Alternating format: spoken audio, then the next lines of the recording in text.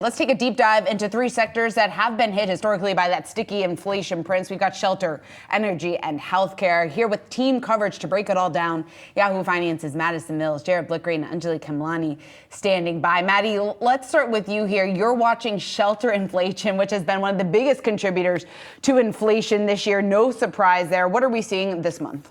Housing inflation finally starting to cooperate with what the Federal Reserve is wanting to see. And this is a key driver of that overall headline coolness that we were able to see in today's CPI print. I just want to run through a couple of the numbers. So you are at 5.2% year on year. That makes shelter the second biggest contributing factor to year on year inflation, coming in just below expectations. But month over month, you're looking at 0.2%. And the owner's equivalent rent coming in at the lowest levels since August of 2021. Now, another interesting stat I want to pull out here is the lodging away from home index. That decreased 2% in June, which is a little bit odd given that we are in the peak of summer travel season. That could be either a survey issue, given that that decline is so severe there, or it could be indicative of a real consumer slowdown when it comes to demand for travel, which could be a really interesting parlay into what we might be able to see come this earnings cycle and some of those travel related names. Having said that, the broader takeaway from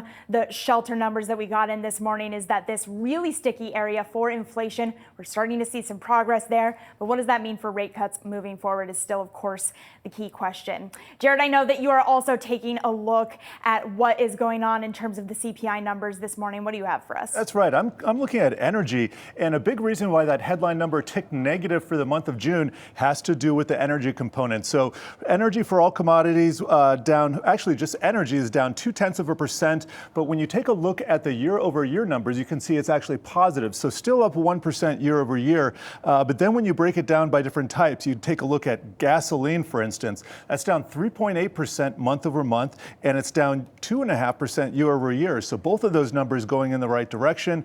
And then if you take a look at energy services, this would be, for instance, the electricity in your home or piped gas service. When you take a look at energy services, that's down negative 0.1%. So basically 10 basis points for the month of June. But it's still elevated year over year, still up 4.3%. So it looks like energy prices kind of coming down. These are very volatile, but I would say that it's a very important component of what Powell is looking at, and also gives a lot of evidence for the Fed to raise or to lower those rates finally in September, possibly July. So I know, Anjalee, you're watching healthcare.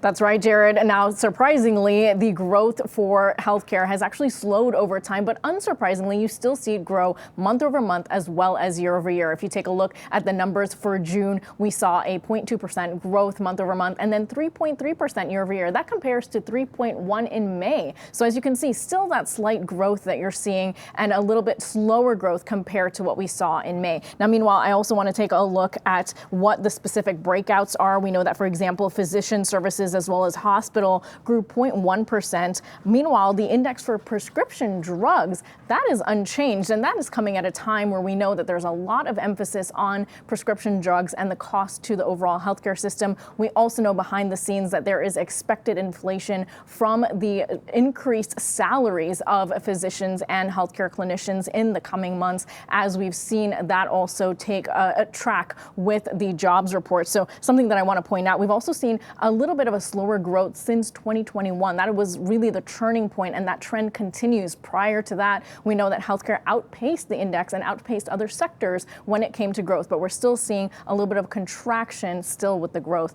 in those areas. So that's where healthcare stands right now.